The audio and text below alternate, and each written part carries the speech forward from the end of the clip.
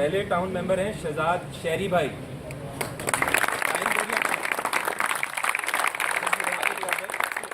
मोहम्मद अफजल भाई।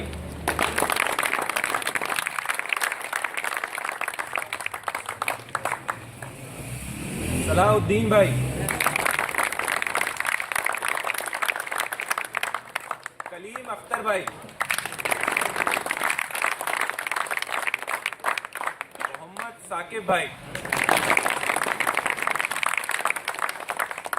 अच्छा, अब लाइंस एरिया टाउन के आईटी इंचार्ज हैं मोहम्मद फर्रुख भाई।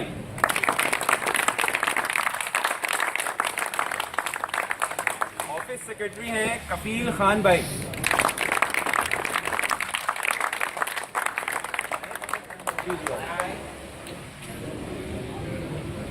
किधर है? अच्छा, फाइनेंस सेक्रेटरी हैं नदीम अहमद शेख भाई।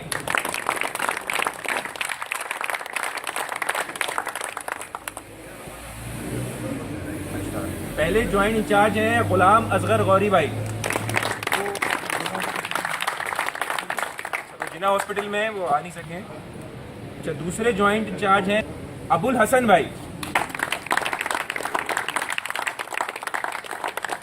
और लाइंस एरिया टाउन के इंचार्ज हैं नसीर अहमद भाई।